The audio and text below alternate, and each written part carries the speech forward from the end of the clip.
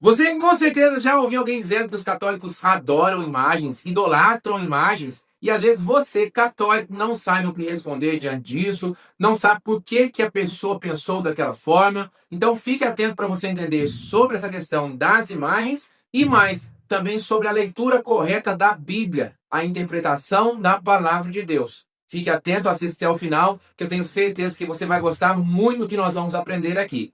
E a primeira coisa que leva esses nossos irmãos, principalmente os nossos irmãos protestantes, a esse erro terrível, gravíssimo, na interpretação da palavra de Deus, é a leitura seletiva das Sagradas Escrituras, que nós não podemos fazer jamais. E o que é a leitura seletiva? Eu leio aquilo que me interessa, guardo aquilo que me interessa, e aquilo que não me interessa eu descarto, finjo que não existe.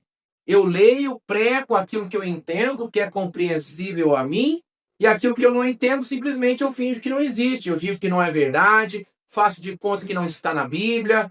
Eu não posso ler a Bíblia desta forma. Um ponto aqui, outro ponto ali, de forma isolada. Nós precisamos ler as Sagradas Escrituras como um todo. É uma única e mesma revelação. Quem inspirou toda a Bíblia foi o mesmo Espírito Santo. Não foram espíritos diferentes. Se eu creio nisso, eu não sou cristão. Então nós precisamos ler a Bíblia desta forma para nós não entendermos erroneamente. Porque vamos lá, de fato em Êxodo capítulo 20, versículo 5, Deus nos fala para não fazermos imagens. Mas o que é que Deus quer dizer com isso? Será que ele está se referindo a qualquer tipo de imagem? Claro que não. Porque já, como eu vou ler com você também, no livro de Números, o próprio Deus manda fazer imagens. Então, como é que Deus pode proibir, depois ele próprio manda fazer? Será que Deus está se contradizendo? Claro que não. Então, não faça uma leitura seletiva das Sagradas Escrituras. Segundo, a interpretação da Bíblia não é pessoal. O próprio São Pedro nos fala sobre isso na sua carta. Quem tem a chave decodificadora das Sagradas Escrituras é o Sagrado Magistério, é a igreja a quem Jesus, nosso Senhor, confiou o seu evangelho, a revelação divina. A Bíblia, nós já sabemos muito bem disso, ela não caiu do céu com zíper e tudo. A igreja antecede a Bíblia. A Bíblia, como nós temos hoje, o cânon bíblico foi reunido, organizado pela Igreja Católica. Então, Deus, que confiou à Igreja Católica o depósito da fé, a transmissão da fé, confiou a Bíblia. E a Igreja tem, essa chave decodificadora. Porque senão não faz sentido. Se nós seguirmos nessa linha de raciocínio como os nossos irmãos protestantes têm, que cada um pode interpretar a Bíblia do jeito que você quiser, viraria uma bagunça, como de fato virou. Nós temos aí mais de 50 mil denominações protestantes, uma diferente da outra. Porque eu não concordo com o que você explicou, eu fundo outra igreja. Aí eu não concordo com o que você explicou, eu fundo outra igreja. E hoje nós já estamos com mais de 50 mil denominações diferentes de igrejas protestantes, por essa discórdia toda.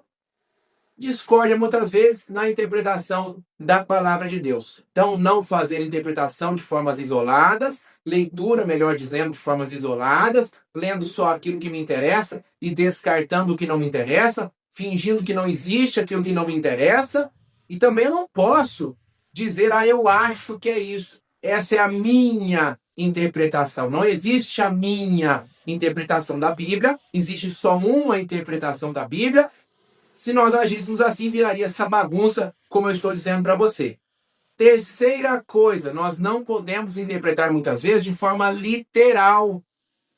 Se nós interpretássemos de forma literal, tudo, algumas coisas são literais, sim, mas não tudo. Se eu interpretasse tudo de forma literal, quando o Senhor Jesus nos diz, por exemplo, em Mateus capítulo 5, de novo em Mateus capítulo 18, se o teu olho te leva a pecar, arranca-o e lança-o fora. É melhor entrar no céu sem um dos olhos do que com os dois ir para o inferno. Está lá em Mateus capítulo 5 e novamente em Mateus capítulo 18. Jesus quer literalmente que você arranque o seu olho? Claro que não. Ele está dizendo que você não pode deixar que o seu olho te leve ao pecado, seja causa de queda para você. É isso que Jesus está dizendo. Há alguns dias eu postei lá no Instagram, você que me acompanha sabe disso, uma postagem, um artigo ensinando a doutrina da Igreja Católica, aquilo que a Igreja oficialmente nos ensina, a respeito dos animais irracionais. Os animais irracionais não vão para o céu. Por quê? Porque eles não têm alma imortal. Não tem nada a ver com bondade ou maldade. Nós, seres humanos, feitos à imagem e semelhança de Deus, que temos a nossa alma imortal, nós sim seremos julgados por aquilo de bom ou aquilo de ruim que tivermos feito.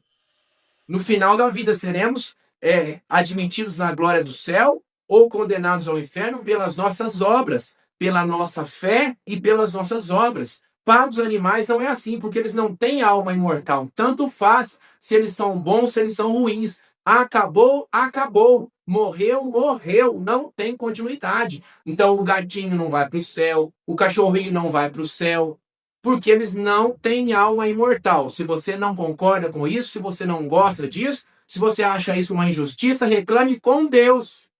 Deus criou os animais racionais dessa forma.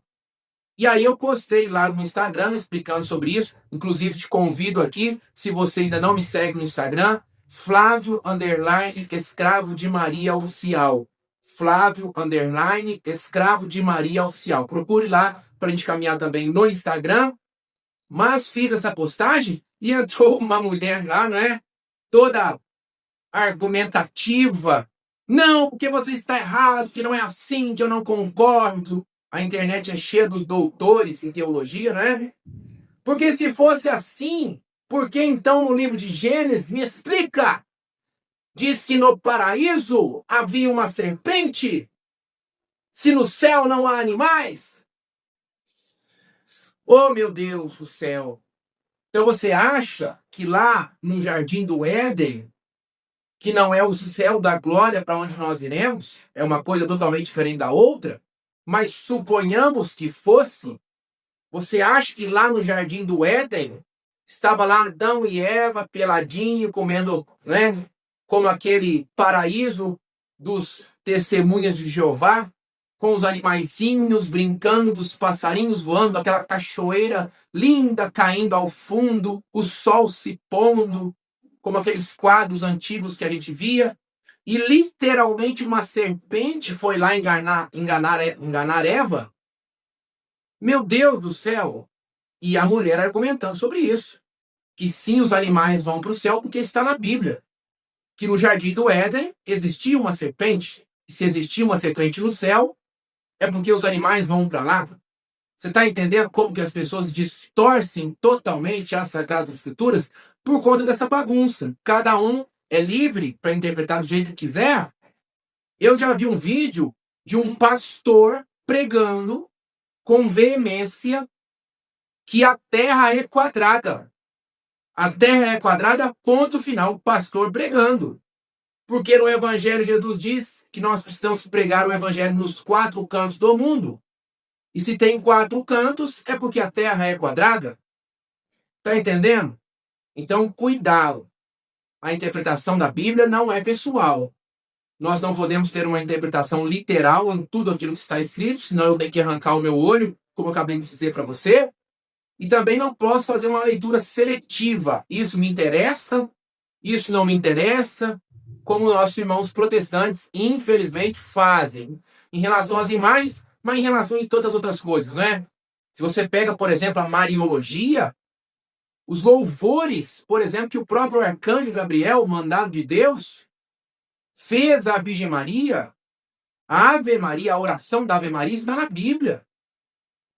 Vãs reflexões. Eu não posso rezar, proclamar o que está na Bíblia? Como que é isso, não é? Então, chegando aí à conclusão dessa primeira parte da nossa reflexão. Mas, dito isso, vamos lá então para o que os protestantes e muitos católicos também não entendem, não é? A respeito das imagens. Êxodo capítulo 20, versículo 5. Desculpa, versículo 4. Êxodo capítulo 20, versículo 4. Não farás para ti escultura, nem figura alguma do que está em cima nos céus, ou embaixo sobre a terra, ou nas águas debaixo da terra. Não farás para ti escultura. Que os protestantes, né, e muitos gostam de pregar dessa forma. Mas o que Deus está nos dizendo? Que eu não posso ter representações daquilo que é divino, que é de Deus, que me direciona para Deus? Será que é isso? Claro que não. Nós precisamos entender o contexto e voltar um pouquinho, não ler um versículo isolado. Se eu quero entender o que está no versículo 4, eu tenho que voltar um pouquinho antes, a partir do versículo 1. Então Deus pronunciou todas essas palavras. Eu sou o Senhor teu Deus, que te fez sair do Egito, da casa da servidão. Não terás outros deuses diante de minha face. Não farás para ti escultura, nem figura alguma do que está em cima nos céus, ou abaixo da terra, nem nas águas ou debaixo da terra. Deus está falando de outros deuses. E aí vem outra chave para você entender corretamente o que está na Bíblia. As Sagradas Escrituras não foram escritas sem ter um destinatário específico. A Bíblia não foi escrita para alguém de forma abstrata. Ah, eu não tenho para quem escrever, deixa eu escrever esse livro aqui. Ah, deixa eu escrever essa carta, deixa eu escrever essa profecia. Tanto o Antigo Testamento quanto o Novo. Toda a Bíblia, do princípio ao fim, foi escrita tendo um destinatário muito específico, com um problema específico, com uma realidade específica. E esse destinatário primeiro não somos nós, obviamente, não é? A Bíblia não foi escrita para nós, em primeiro lugar. Ela chega até nós, revela para nós, nos instrui no caminho da salvação, mas não foi escrita para nós. Então, para eu entender o que está na Bíblia, eu tenho que entender para quem ela foi escrita. Aqui nós temos a realidade de um povo, do povo hebreu, que saiu do Egito, que se misturou de alguma forma às crenças, à cultura, às religiões pagãs do Egito. E não apenas do Egito, mas dos povos que dominavam as nações. Porque se você pega a Bíblia, no Antigo Testamento, o povo hebreu constantemente era dominado, era escravizado, era exilado. Vai para cá, vai para lá, e convive com a cultura, com a crença de outros povos. Então, o que é que Deus está dizendo para esse povo que acabou de sair do Egito? O Êxodo. Por isso que o livro se chama Êxodo. Estou em saída do Egito. Então, Deus está falando para esse povo, não seja como eles. Os egípcios, por exemplo, faziam estátuas, esculturas de um lobo e diziam que era um deus Anubis. Os mesopotâmicos faziam a estátua, a imagem de um touro e diziam que era um deus, Baal. Então é isso que Deus está dizendo. Não farás para ti escultura do que está no céu, de uma ave, como tinham os deuses representados por aves, do que está na terra, de um lobo, de um touro, como eu acabei de dar o exemplo para você. É disso que Deus está dizendo. Não terás outros deuses diante de minha face. Versículo 3, eu sou o Senhor teu Deus, ponto final. E para ficar mais claro, eu quero ver com você o que está no próprio livro de Êxodo, capítulo 32. Quando Moisés sobe a montanha para receber as tábuas da lei, ele se delongou por lá, o povo que ficou lá embaixo se impacientou e fez outro Deus para si. Quero ler com você. O que é idolatria? O que é adorar uma imagem? Que muitos protestantes dizem, acusam erroneamente que nós fazemos sem entender minimamente o que estão falando. Diz assim a partir do versículo 1. Versículo 1 do capítulo 32 de Êxodo. Então é muito importante você pegar na sua casa também e fazer a leitura. Vendo que Moisés tardava a descer da montanha, O povo agrupou-se em volta de Arão e disse: vamos fazer-nos um Deus que marche à nossa frente, porque esse Moisés que nos tirou do Egito, não sabemos o que é feito dele. Arão respondeu-lhes: tirai os brincos de ouro que estão em suas orelhas, dos vossos filhos, das vossas filhas, e trazei-me. Tiraram todos os brincos de ouro que tinham nas orelhas e os trouxeram a Arão, o qual, tomando-os em suas mãos, pôs o ouro em um molde e fez dele um bezerro de metal fundido. Você com certeza já conhece essa passagem do famoso bezerro de ouro. Então exclamavam: eis, ó Israel, o teu Deus, que te tirou do Egito. Eis, Israel, o teu Deus, que te tirou do Egito. Arão, vendo isso, construiu um altar diante dele e exclamou: amanhã haverá uma festa em honra do Senhor. Qual Senhor? Aquele bezerro.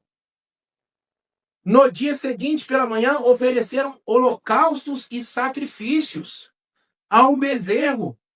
Estavam então prestando um culto de latria, de adoração a um bezerro, a um ídolo, idolatria, por isso o nome, porque colocaram um bezerro no lugar de Deus.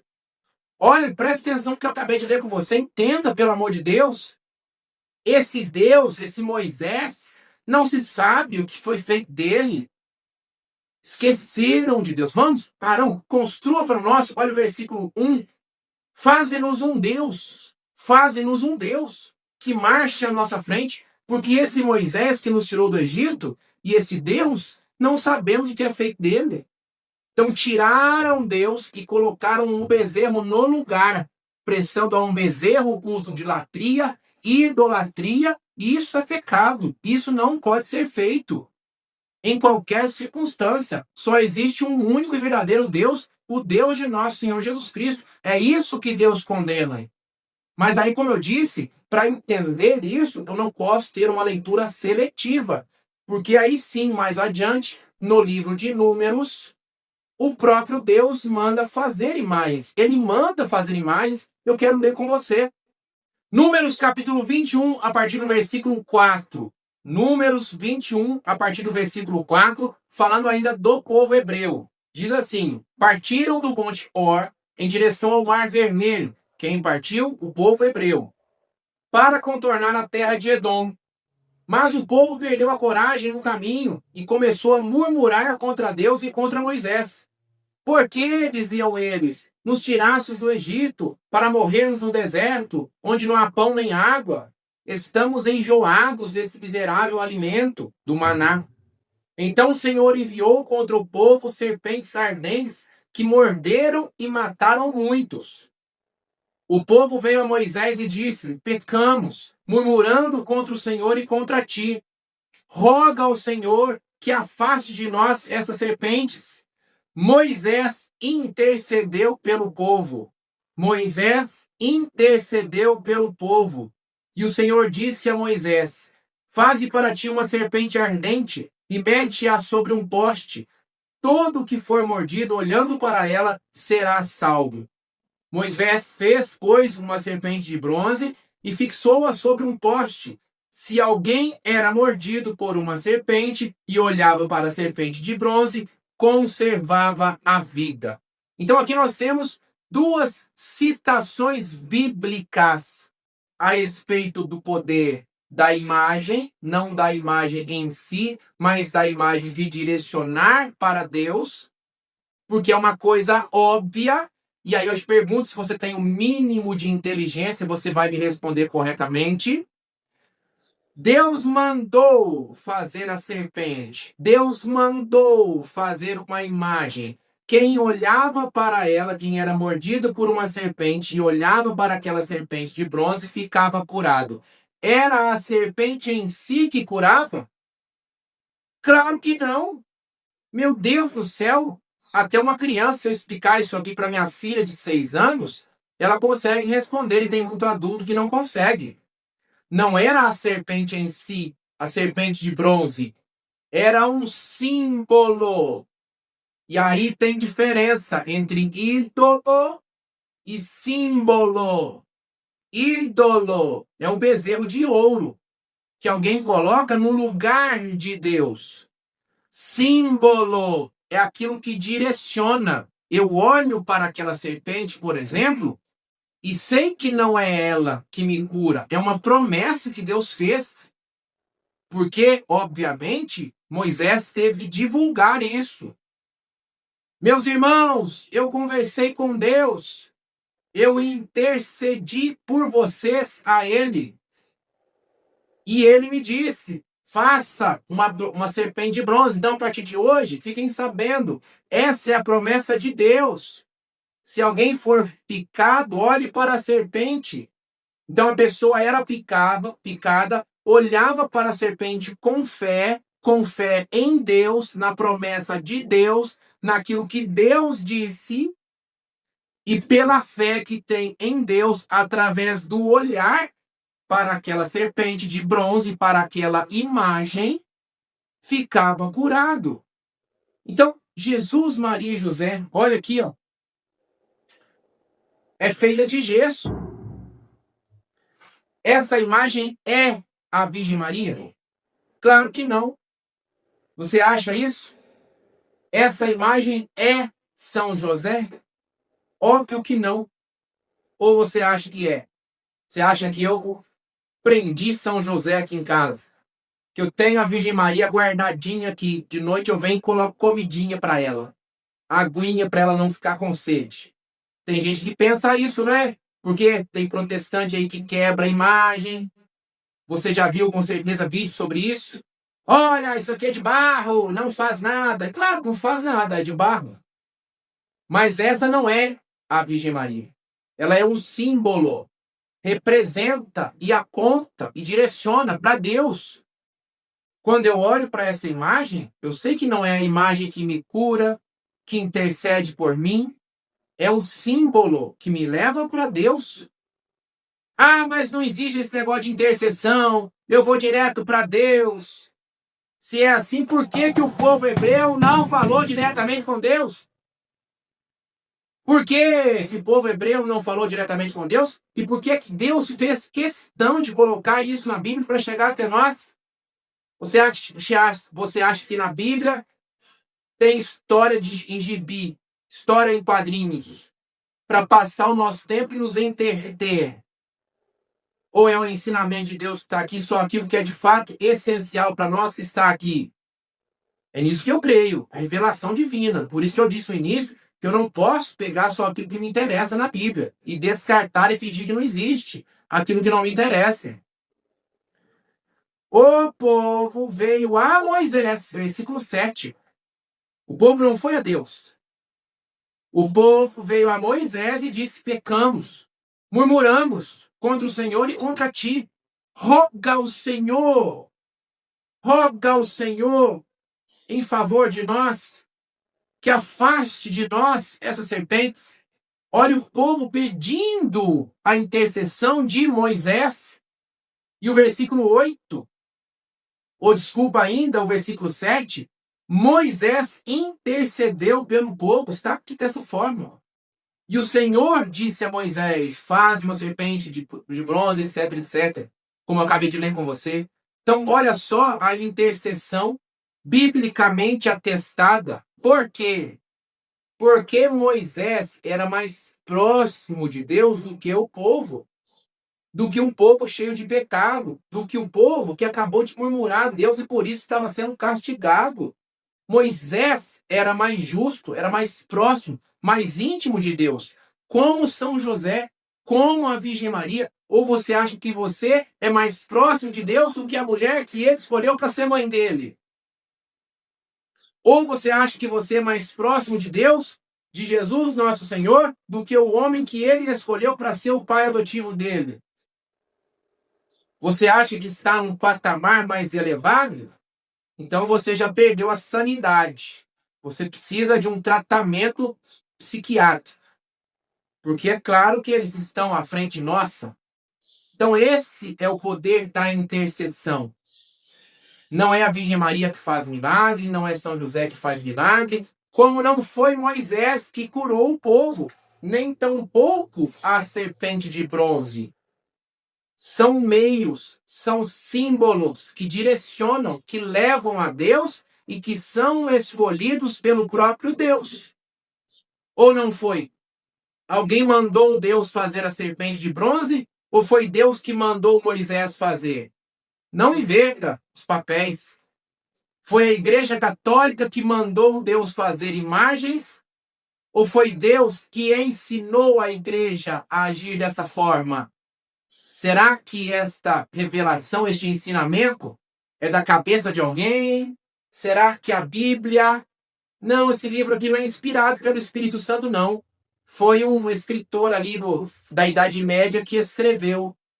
Você acredita nisso? Eu não acredito. Eu acredito que a revelação de Deus está ali, toda ela, em toda ela, não apenas em algumas partes.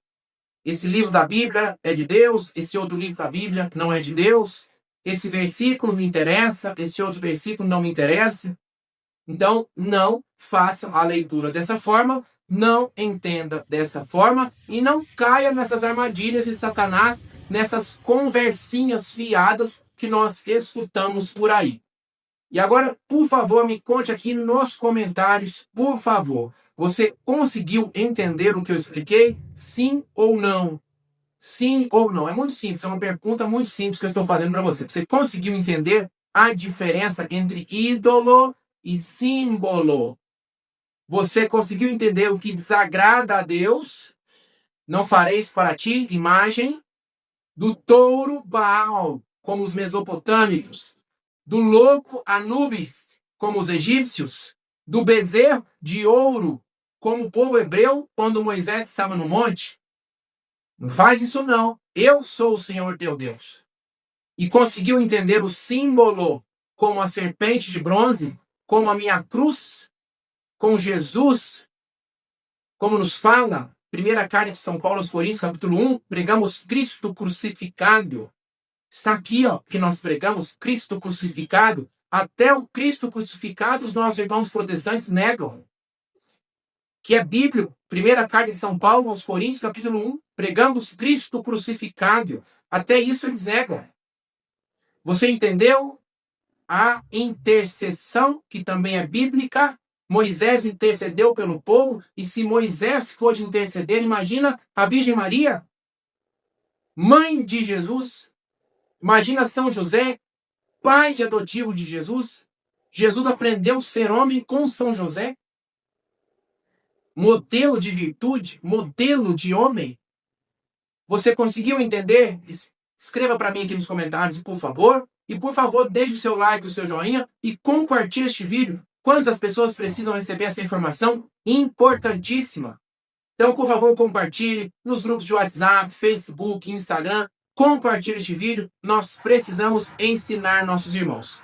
Conto com você. Muito obrigado. Beijo e até a próxima. Fique com Deus.